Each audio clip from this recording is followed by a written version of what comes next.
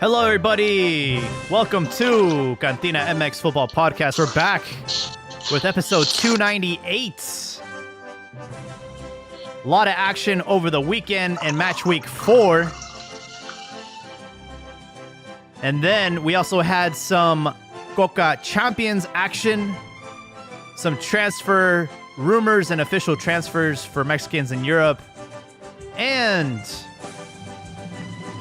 we also had a Pocho switch from the U.S. team to the Mexican team, and he talked about it in the Players Tribune. We're going to talk a little bit about that with David Ochoa. Before I go any further, though, let me welcome Joel to the podcast. Joel, how we doing? I'm doing good and feeling good, even though I know my Chia brothers are upset of how the team is playing. I thought their result was good. Absolutely. Santos have had our number for quite some time. And yes, you know, it was a draw, but at least it wasn't a loss. But there was also some other news regarding Chivas. We'll talk a little bit more about the match a little bit later, but as of today, they announced a partnership with a Dutch company called 11 that will be broadcasting their matches and the femenil matches as well for Chivas. So pretty cool news there. Yeah, I think that will be like in other countries. So I think if you're in the U.S., you probably won't get that service, unless because I mean there's Chivas TV, and it's like $3 I think a month. So I don't think they cancel that, but I think it's the 11 broadcast. I forgot how many countries. So I guess in other countries it's where, you know, if you're a Chiva bro that's probably in Holland or somewhere, you could get the games through that. Let me read their press article. It says 11 has agreed a new partnership with fabled Mexican football team Club Deportivo Guadalajara, aka Las Chivas. Passionate Chiva hermanos will have live and on-demand access to matches from the 2021 Liga MX and Liga Femenil season in over 100 countries worldwide, courtesy of 11's global streaming service, 11sports.com. Pedro Presa, the group chief, said that we're truly excited that we can help bring one of Mexico's most famous, historic, and best supported clubs in Chivas de Guadalajara to more of their dedicated fan base than ever before and help them uncover new supporters too. From the intense and world famous El Superclásico to be able to showcase the incredible growth and quality of Liga MX Femenil, our collaboration with Chivas has so much to offer to the fans worldwide via our global platform, 11sports.com. Chivas continues to be a pioneer in Mexico, helping to internationalize our league. And there's no better way to do it than working with a company like 11, which is the leader in the industry of sports content. No disrespect to them, but I've never heard of 11. Have you? Same. First time I'm hearing about them. But I mean, good news for Chivas. Hopefully, we were talking about how they haven't had much revenue off of sponsors and whatnot, and so hopefully this brings them some good chunk of change. I think it's a pretty big deal because, you know, one of the things holding the league back is just the limited access to it. If you are not in the U.S. or not in Mexico, it's really hard to just get these matches live. So, you know, it's one step closer to just bringing awareness about the league. Unfortunately, you know, Chivas are not in the best, you know, situation right now. They don't have a lot of money. They're not playing fabulous football. So I don't know if this first impression for the rest of the world is going to be a good one. Kind of like Amazon Prime, you know, like having the Chivas, you know, show it's like nice and everything, but we're not winning titles. We're not playing glamorous football. So it's like, damn, I wish they could have seen us at our best, maybe like 2006 Yeah, or 2010. during the doblete season. Yeah, But you could say that it was like ill timed or poorly planned, where it was like, but maybe that was the one opportunity they had, and they might not come again for to have a show like that. And then again, like the lack of funds probably was like, let's just do it, yeah, because absolutely. that could have been something where Amaury would have said, team's not gonna look good. And so it's better that we just don't showcase it. And but then it was like, they'll pay us X amount, and where we could use that money. So let's just let's take that risk. I am curious to know the details of the deal and how much, they're going to get paid for this, but man, this is amazing, I mean, I don't know if people in the rest of the world even know who Chivas are, but who knows, Well, if you already but I think, Jaime, I think this will be more for like people that are like Mexicans that live abroad. yeah. I think that's Yeah, that's yeah. more of who's more likely to get that, to pay for that. Right. And then you have probably like people that bet, or maybe like scouts, maybe they want to watch Scouts matches. But definitely. I don't think it's like a big number.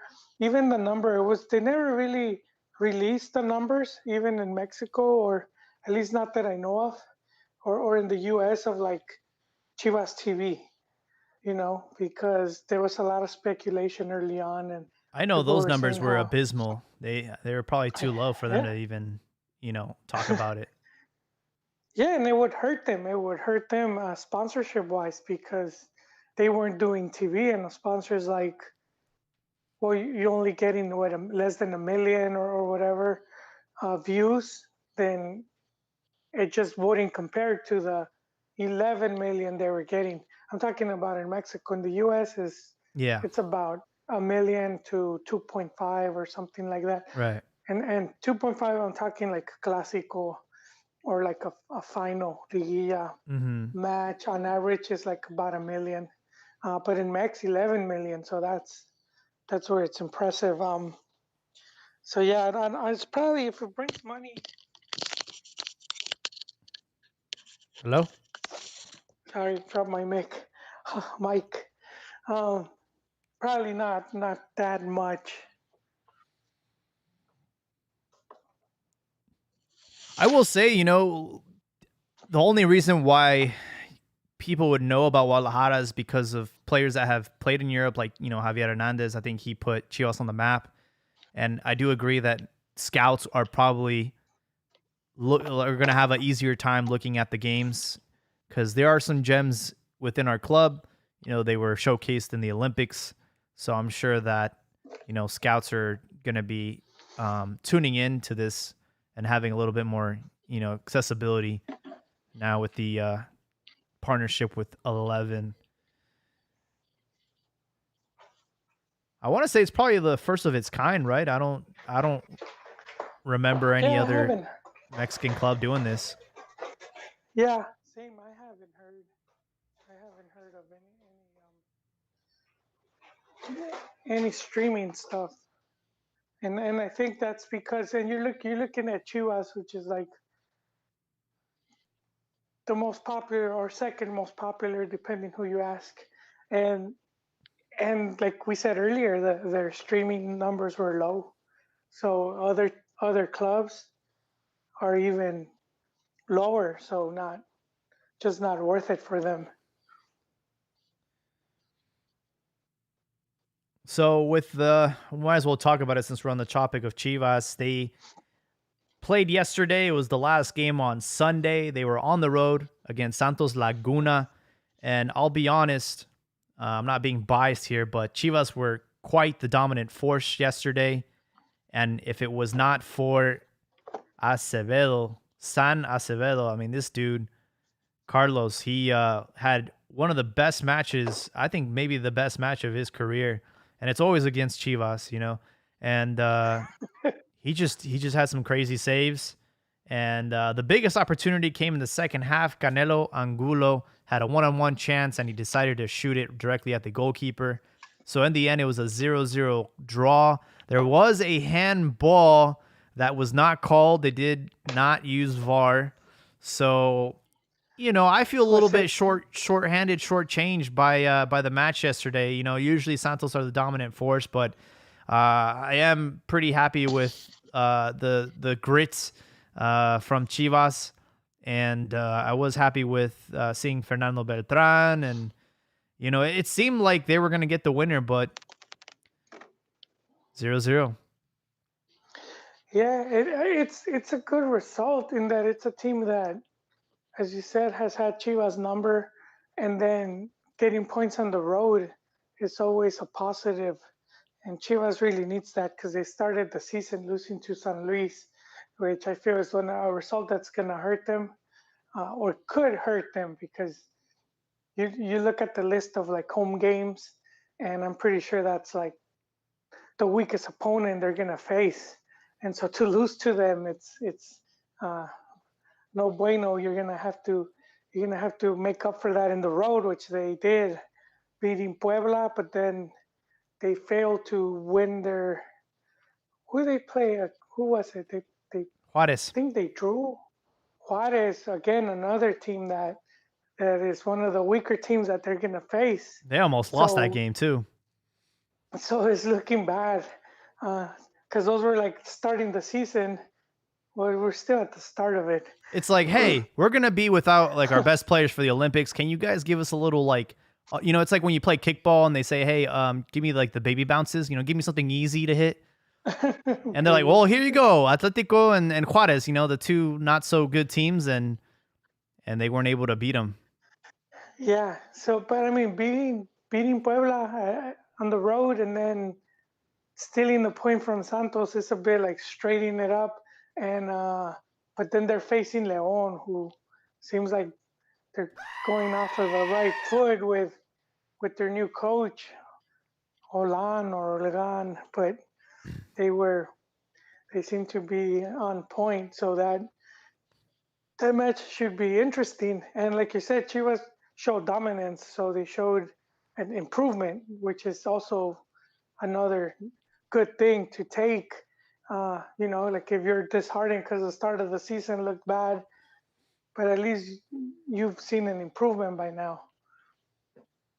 Yeah, it was the first match that they got their Olympic players back. So, they're not even at full strength. But they definitely were the more dominant team, and we'll see how it goes against Santos. I mean, against Leon. Sorry. And there's not going to be much of a break. They're going to start playing them. It's a midweek match on Wednesday, 7 p.m. So really no time to breathe. You're going to be right back at it with that match. One thing to take note from that match is Oribe Peralta was nowhere to be seen from the starting lineup or the bench. Is this a sign of him possibly leaving the team? I hope so. Well, yeah, he's always been. He hasn't really played much, So it's just the contract that he ended up signing, and no other team wanting to get him. I remember reading the comments from, it was the Santos Iraragorri, I believe it was, their president, and he was saying how they weren't going to bring him back because you would think they would want him to retire there. He came out of there, iconic player, but he was like, nope. And so I think he's just, his collecting his fat paycheck. I know. And, it's like people would be like, well, of course he's not going to be like starting. But here's the thing: right now with Chivas, we don't really have strikers. We have Angel Saldivar, and we have Jose de Jesus I, Godinez. We also have Cesar Huerta that could play that position, but he's not really a striker. So, I mean, to not even be on the bench, yeah. Well, those guys they weren't doing that bad. They ended up getting loaned out, and I think it Saldivar, hurt those guys. Yeah, to leave just when he was doing good, they loaned him out. I thought that was that a was the big biggest mistake. mistake. And Godinez, he's decent. I don't think He's tall. he He's sucks kind of that like a bad. tronco, to be honest. But he did get loaned out to Leon last season. He didn't really score any goals, so he's kind of just been. He's just one of those in and out type of fuerzas básicas players. We've had so many strikers throughout the years. Michel Vasquez and Granados, and we've had even Cubo Torres. Like we just go through strikers like they just don't make the cut, man. It's so hard Yeah, to well, find a reliable Kubo striker. was Kubo did. Don't get me wrong. Kubo decent, did do a good job, but he was too but young. Kubo's thing was he couldn't keep it in his pants. He he d- he did that party, you know, where he got accused. He got accused of That's right. some type of debauchery, and that pretty much ruined his chances. He sort of like disappeared, but he had been really good in MLS, and he would score goals, but He's at stuff like Atlanta that, right man. now. I forgot about that. Yeah, he's one of the Mexicans that it's not been that many, but he was putting the name up there. I mean, because there was players like Hermosillo and Luis Hernandez and whatnot Jorge who came Campos. here and no, but I mean like strikers or attacking players, Campos played as and striker. No. he would, but he would switch off. But I mean, they didn't really excel, and this guy was holding it down Yeah. up until Vela came in and just like in Yeah. one Took season, over. he's like 30 in one season. He sort of like did what this guy had been doing in like 3 years, but still, he's not that bad. But to your point, there hasn't been much for Chivas to choose from. The Funes Moris will be on their way. Jaime, I know, I know. The fans don't like it, but It's for me. What doesn't make sense is Chivas already have like a very small pool to work with, right? And then then the they pool, can make smaller with the and with it's the. like, look, you have things and you throw them away. It makes no freaking sense. Like we had Alan Pulido. It's so hard to find a reliable striker that can score consistently. And then when we have him, we sold him. And then it's like Well, really? Pulido was not. He wasn't. He was wrapped up in a bunch of things at Chivas. When they're trying to straighten the boat, Yeah. and he was just doing the opposite. He had that car crash, a drunken car crash, but I think his primo took the blame, and then the team is he's doing some like what was it like some rap video. Yeah, but Nothing wrong with that stuff, but yeah, huh? he made it like And an then appearance there, but it's not like he was rapping. yeah, I mean he was just doing stuff that it was like the team's hurting and this guy's like not helping. But he ended the I season with leading goal yeah, scorer, and then it's and here's the thing, it's like when you don't have like beggars can't be choosers, bro. It's like when you do have someone like that, then you have to be able to like work with him, not just like you have to work with us. Like a great manager and a great front office would know how to deal with these kind of like egos or yeah, whatever locker room problems. yeah. But I mean, if they felt he had too many, and that he was dividing the locker room, and then he had been underperforming, and they're like they're trying to like save money on wages. It just made sense to sell him, I mean, they brought back especially Macias, and that well was that was the big that was gamble. the big selling point. Yeah, but I think it looks good that they bring back Macias. Macias plays decent, and he's still able to go abroad He wasn't the because same. that's Wasn't the That's same guy gonna that we had in Leon though, you know. yeah, but I think if as Chivas you want to have that selling point as well that if you're a Mexican player and you're at Chivas, they're gonna facilitate, they're gonna help you reach that goal of going abroad and not try to like put you in lockdown there. So I think that you need stuff like that where players like that are gonna, and that will go abroad and then it makes the team look good. Because if Vega leaves soon, then that's it's again because Chivas went a couple years there they hadn't really sent like they would send a player almost every other year to like they Nothing. just dried up Yeah. completely. So if they could get back to that, then at least more players would be willing to come to Chivas. You would think that's not a problem. You would think, yeah, players would will hear Chivas and they'll be like, yeah, man. But it hasn't really been the case. And we saw it with that kid from, I forget his name. He was a Gallos. He was a Gallos with Bucetich. He was the Orbelin. midfielder. No, no, no, not Orbelin. Some Marcel Reese. Michel. Yeah, there you go. Marcel. I say Michel. Marcel Ruiz, or the team was trying to get him, and he didn't want to go to Chivas.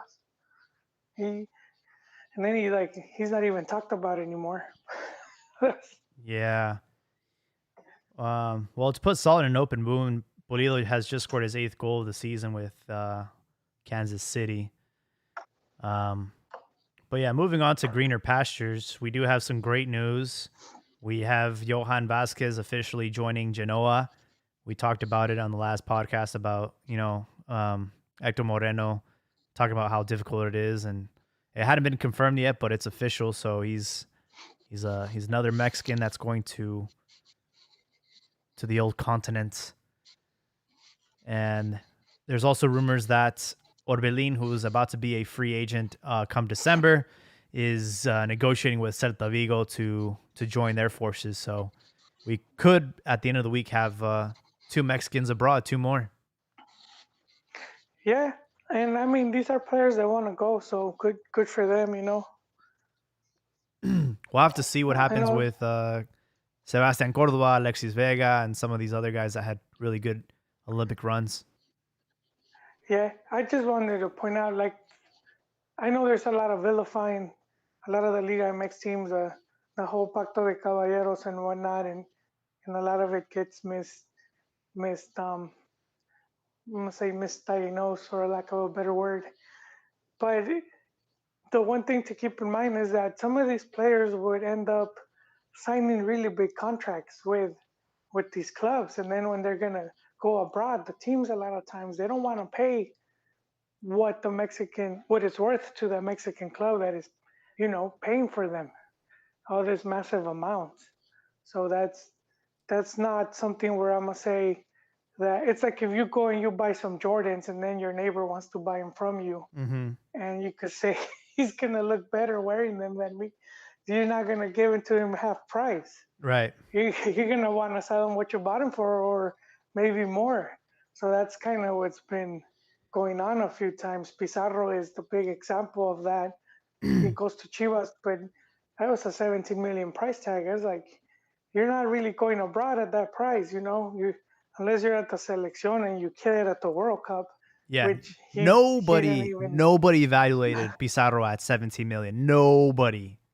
No, that was just Pachuca taking advantage, knowing that Chivas was desperate, and for Chivas, well, because you could say it paid off. They won a league title, but Monterrey, Max, they felt they have that money, so they bought him, For and 18. then yeah, they paid one extra, and now he's in MLS. But it's like those offers dried up. They were not gonna be there. And they didn't even So tell him. He had no idea. well, I yeah, I kind of don't buy it as much. I think he had no idea the negotiation was going on, but I think he knew what the deal was. You kind of have to know what's going on there, and you have an agent, so unless his agent also was also in on it, You know what I mean? Yeah. I mean, Because you see one of the agents, big things yeah, that, you see agents right now. They're just well, trying to make commission. They'll, yeah, they make commission, so he was probably in on it. One of the big stories I heard, and I do believe this, was that Chivas never really hadn't paid off from uh, Pachuca. yeah, so that they still Yeah. owed the money. And I'm willing to believe that because you saw how much money that team that was put together. It was like 60 million or something like that. Oh yeah. You know, just Pizarro 17 and then Pulido Pizarro, close to 20. Pulido, Gallo, Man, just those two guys was yeah, already 30 something. Cota. And yeah, they brought, no, Cota was loan. I know, but they still had to pay something, right? I mean, they sent Pocho the other Well, way. no, yeah, they wanted the other guy, Hmm. so they didn't pay for him. But Gallo they did, and Gullit and all these guys, Oh, that's and right, Guli. these were all World Cup players. Not only were they World Cup players, they were league champions as well. They Right. had all won, So you mean a campeonato team was put together and just very expensive to hold on to it. And so yeah, Yeah, I do think that Chivas still owed Grupo Pachuca the money, and they were I like, believe it. "We're we're selling them to Right now, Monterrey, we man. owe Necaxa You money. guys can't pay." They repoed it, man. Yeah, Operación Repo. it's like the Pizarro wakes up and they're already wheeling him off to another team. it's like that movie, Uncut Gems with Adam Sandler. I don't know if you've seen it, but he owes a lot of money, so he just keeps borrowing money from other people and then making bigger and bigger bets to pay off his debts. And he keeps on allowing people to lend him money just so and then he just bets even bigger and bets even bigger and bets even bigger, and all of a sudden it's just like, bro, Yeah, you're just in too deep right now. Like, sounds like Barcelona. yeah, Barcelona with Messi. Would Um, you see the comment that Laporta made? And he said he was talking about, because he just returned as president, he was talking about how the club had been misspending money and they had a scout. They were paying him like 8 million just to be scouting in South America. oh wow. Yeah, what that dude was just living the life over there, man. Like it's not like he brought anyone. It's not like he discovered some hidden gem. Ricardo has a lot of comments, so I'm just trying to respond to him. But he's saying that MLS is killing Mexican football. Oh MLS bought Pizarro, and he's lost all momentum. He's a carcass compared to when he played in Mexico. no, carcass. Mexican players lose their hunger when they go to MLS, and know your team is going Oh, to play the ridiculous fee they have. Here's the thing, though, and you might correct me if I'm wrong, but till this day, I don't think of any player that has been poached by the MLS that I consider a loss. Like Jurgen Damm, Cubo Torres, Carlos Vela, Chicharito, Pizarro, Pulido. Like, yeah, like it does suck to lose these players to the MLS, but they're not going to be players that are actually going to the World Cup. You know what I mean? Like, these guys are done. These guys their cycle with I, with Mexico is over. So I feel like we I haven't think really, like, it would be a damn shame if like a player like Macias or a player like Johan Vasquez or Vega or Sebastian Cordova or Lainez, it would have been a damn shame if those players ended up going to the MLS and just basically suiciding their chances of going to Europe. But all these other players, they're kind of like over the hill. Maybe not Pizarro, but you know what I mean? It's well, like, see, I think that's just a bad rep that's been created because I don't feel it's. I think it has more to do with the player's mentality, and if you know how, like Rafa Marquez, good example. He came to New York and he was just horrible and he hated it. You could just see it in his face. He wasn't enjoying it, and even when he came back to Mexico, was it to Pachuca, he still wasn't Leon, playing yeah. good.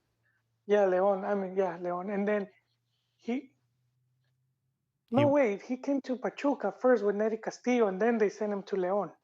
oh, I don't know if that was like the details, but he only played for Leon. and he won a championship. He won 2 championships with them, I think, back to back. Wait, but I'm pretty sure he was at Pachuca here. Now I gotta ask Google now, Rafa Jaime, Marquez? because you. Nah, he played for Leon. Yeah, he. I remember they presented him with Neri Castillo. Nah, dog, that was They were Hugo the Sanchez. nah. Look, oh shit. Yeah, he I'm went in a to. different timeline, Jaime.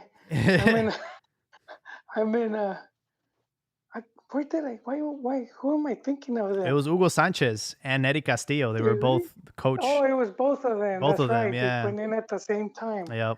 And I thought that was the winning combo going off of their Copa America.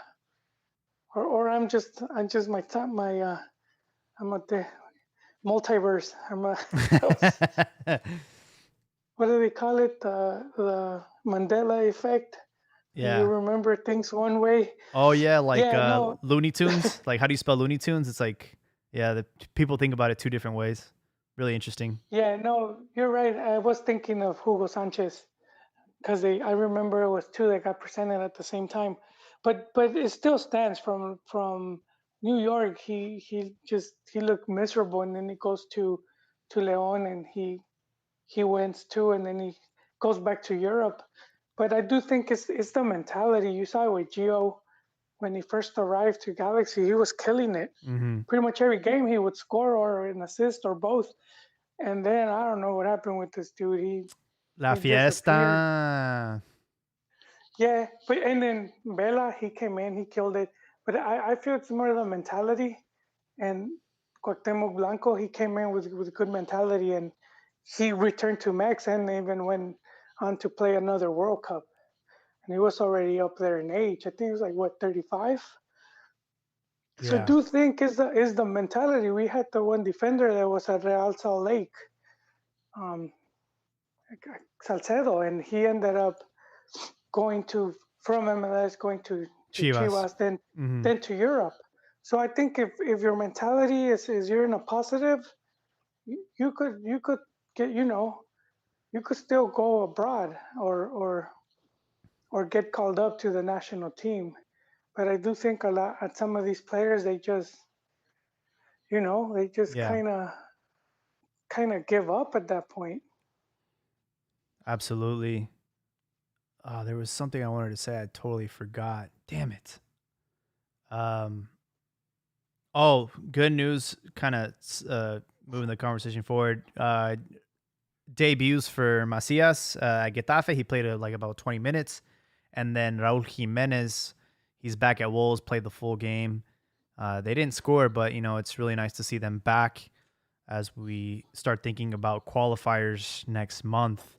But the rumor is that when it comes to strikers, it's going to be Funes Mori, Henry Martin, Alan Pulido, and Macias. So they're going to be leaving Raul Jimenez out. At least that's the latest rumor.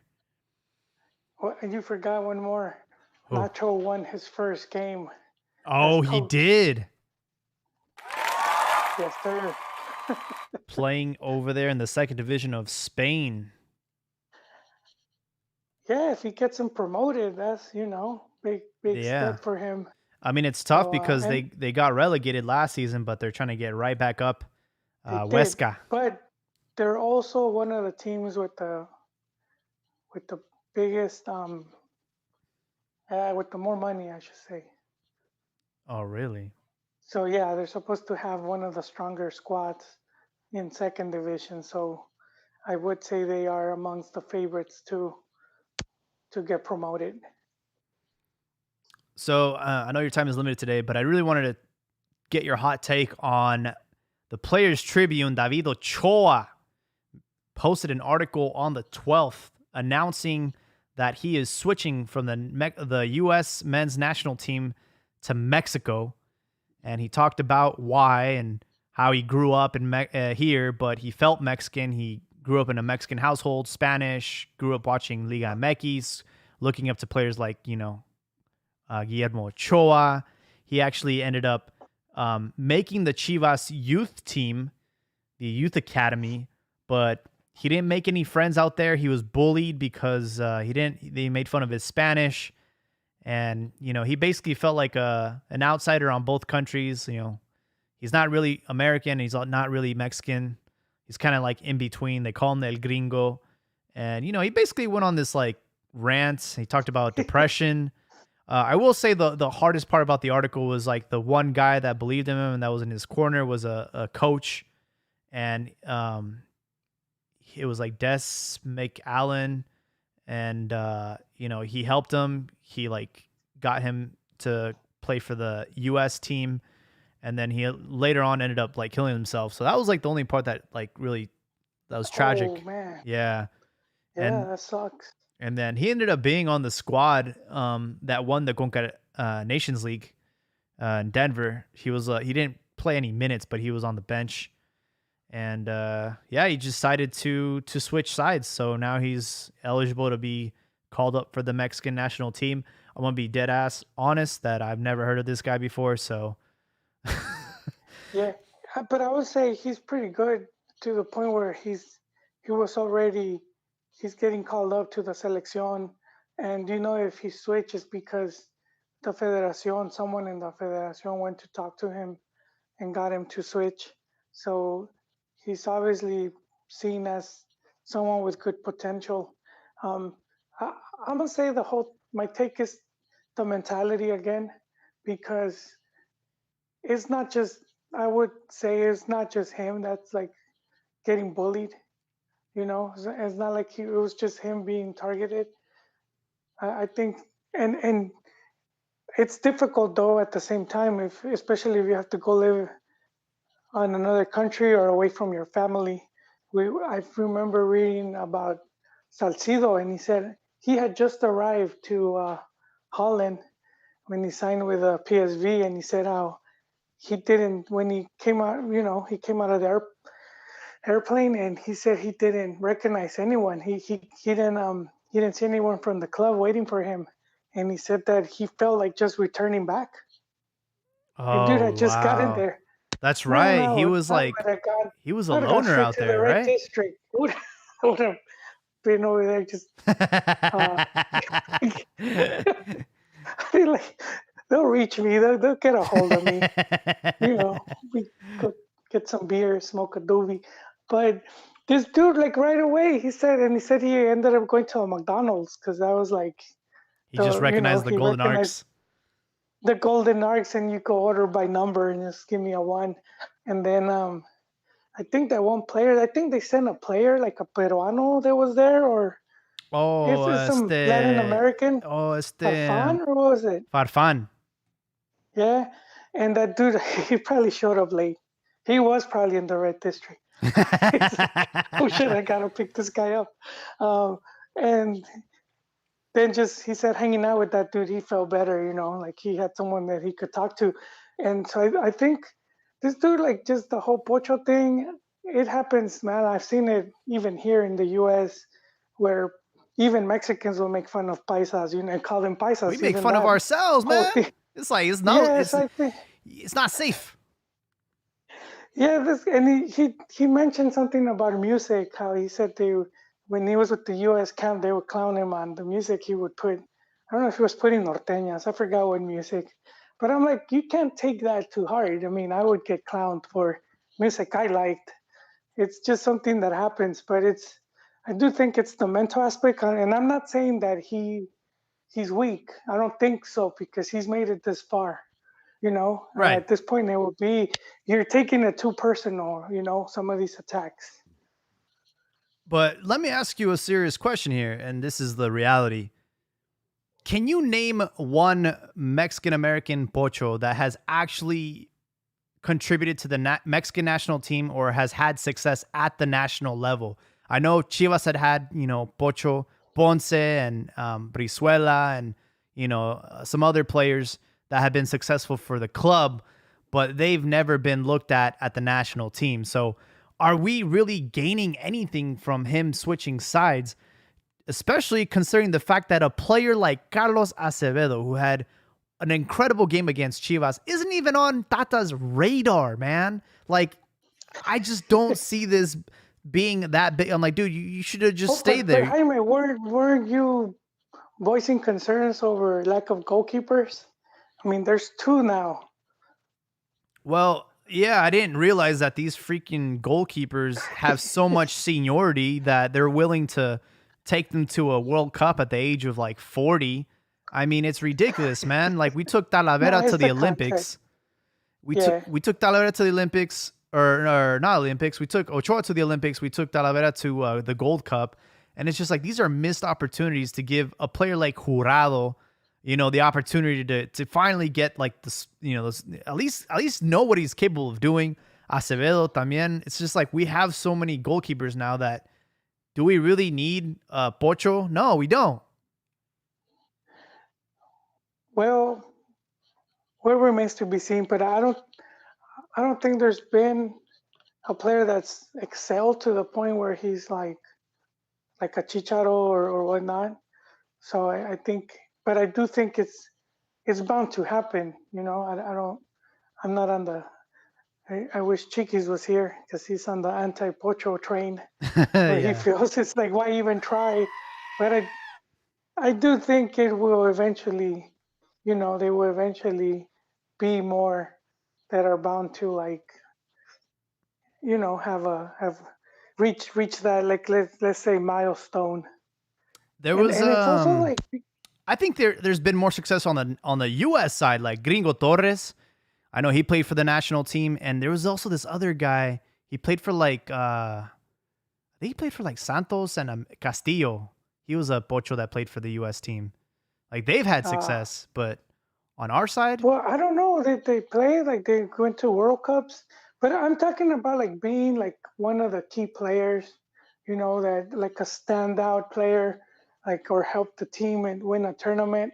So I don't think we've seen to that point, but I do think it's one of those things where it's like once you once you break like that record, and then more start doing it. I was reading what was like, I think it was in Arnold's biography, Schwarzenegger, and he was talking about how before no one had benched 500, but as soon as that one dude managed to do it, a bunch of dudes started all of a sudden, I see. and I feel there might be something similar with Pochos. As soon as like one becomes like at least let's say Chicharo level, or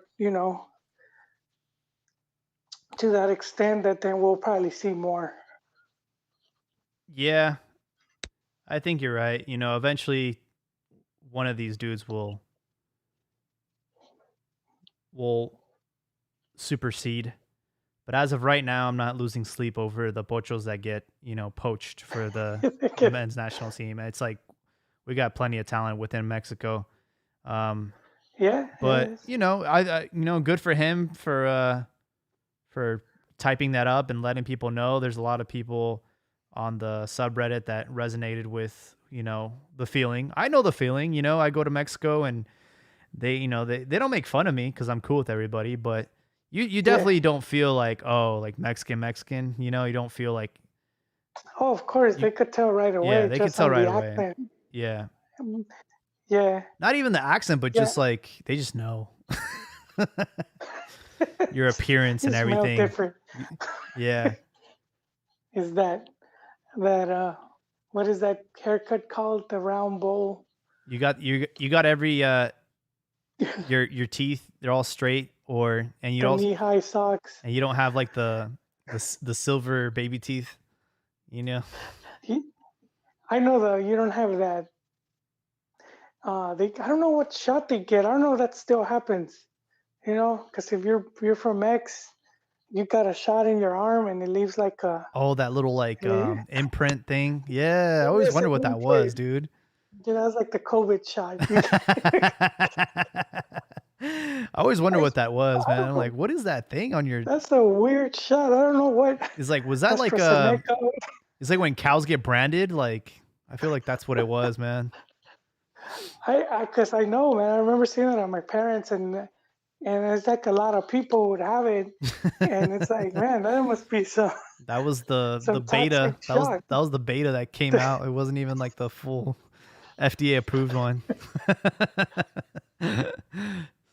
Oh Yeah, I man. mean, what is it doing that it left a dent? Like what's going on there, man?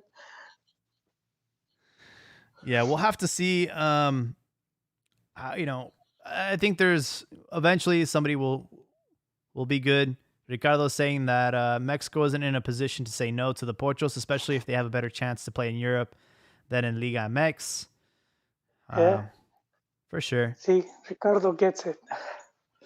We had some Conca Champions action.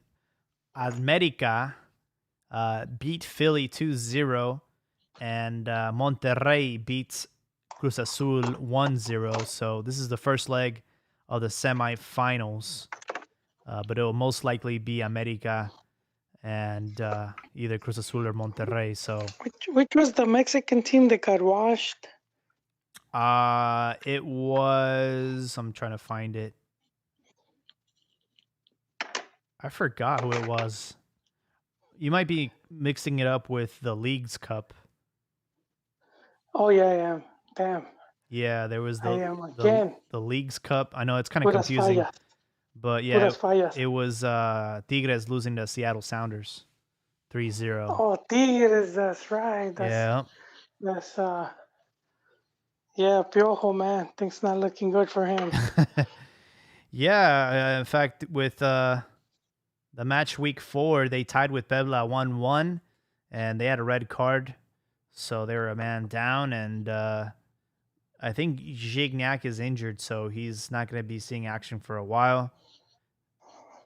He like fractured his hand or something. So not a good start to the Piojo era for Tigres. They are currently in 11th position, right under Chivas. But you're telling me that All he's right. safe for this season, right? He's not going to get the axe. Unless it's like they continue looking like you know, there's no improvements. He just started though. I think of course expectations are going to be very high, but they're very short seasons. I in 11th, what? How many teams qualify now? 12. So 12. he's he's in Liguilla. That's If true. he goes into Liguilla, he'll be safe. Are they still at 12? Didn't they say they were gonna go back to 8? They're Um, gonna flatten the curve. Not sure, but I know as of right now, it's still the 12. Yeah.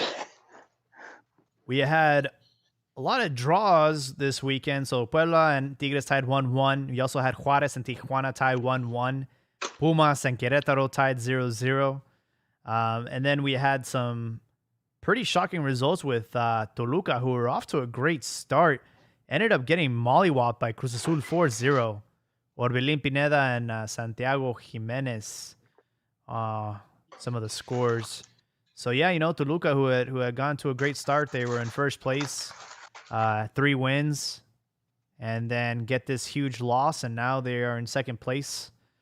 So a big come up for Cruz Azul now that they have their players back.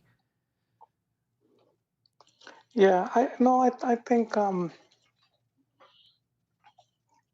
Cruz Azul is gonna be one of the teams that are gonna be favorites. I will put them in Monterrey right now. I thought I was not used to seeing Pumas play on a Saturday. It's not just doesn't feel right, but they played on a Saturday, and they just I wish Cheeky was here, man, because they've been down bad for a while. Yeah, I think he took the season off. Cheeky's is like he knew like this isn't going anywhere. Let's just we could watch some other sport.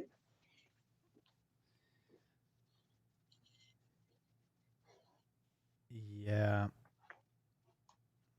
We also had I Leon. did that with Chivas once. I was like, this team's gonna be horrible, man. I'm gonna take my vacay from the team. I'll be back like in 2 seasons. I went through that phase when they were almost getting relegated. It was hard to watch. Like I see that's when I came back. I just had to watch it. It sounds like a like a train crash, but It's like I was confident that they would. when there's a car crash on the highway and you're like you don't want to rubberneck, but you're like I gotta see what's going on. Yeah, yeah. So León bounced back. They beat Mazatlan 3-0. And Monterrey handled business against Pachuca. Funes Mori, officially the all-time goal scorer for Rayados. It took a long time, but he's finally done it. It did take him because he could have broken it since last season, Yep. and then he hit like Dry spell. yeah, he hit a dry spell. He must have had what of Macias was having. He's drinking the water, but yeah, he's going on the record books for the Rayados. Amazing that he's surpassed Chupete Suazo. And Atlas, unfortunately, were not able to win off a technicality this time against America. There was no ineligible lineup. So America ended up winning fair and square 1-0 thanks to Sebastian Cordova. So they got their revenge. Remember last season, Atlas lost that game, but then won off a technicality because of an ineligible player. Yep. And that was all of the match week 4. There's going to be some action as early as tomorrow with Toluca, Mazatlan, and Tigres Querétaro, also Tijuana and Puebla. So there's going to be a lot of action tomorrow and Wednesday for match week 5. Really trying to get through this season pretty quickly. Ricardo saying that Santi Jimenez is playing like a young Cardoso. And it's just a shame that, Tata's not even considering him, because it would be nice to have him in the mix. He might not start, but, not a bad option to have off the bench instead of the usual suspects. Yeah, I mean, I think he's thinking of right now for World Cup qualifying. So he's going to try to go with the more experienced players. But I do think eventually some of these guys will figure into the team. I mean, we've said it before. About 80 players get called up into the national team on a 4-year cycle. There's only about 120. Your chances of making it are pretty big. As long as you're getting regular playing time, there's a good chance sooner or later you're gonna get called up, even if it's a molero. That's just the reality. So if he continues scoring, yeah, they really can't ignore him. But I mean, can't ignore him forever. This cycle could probably Tata could already have his team already. Probably hoping on Jimenez to make the comeback. For sure. Well, I know your time is limited today, but yes, sir. Want to thank you for hopping on. Do you have any closing thoughts? 3. Oh, I forgot it. I had it. No, just looking forward to the Leon match. I think I think it's gonna paint a good picture of where Chivas is at. And I know they got off to a not so good start, and so I think and being a home match, and it's a big game for them because they haven't won at home, so they can't continue to lose points at home. They need those 3 big points, and so that'll be a good match to look out for. For sure. Well, I want to thank our most loyal listener, Ricardo, for always being in the chat on YouTube. We're coming up on our 300th episode 2 weeks from now, so we would love to have Ricardo join us maybe. We'll see. We're going to try and get as many people on. We'll probably be on Twitter Spaces again just for the big 300. And we also have the MLS All-Star versus Liga MX match coming up pretty soon. We're trying to get into that. And there was also an interview that Chicharito did briefly with ESPN. But we'll talk about that next week as we get closer to that match. But yeah, hope everyone has a great night.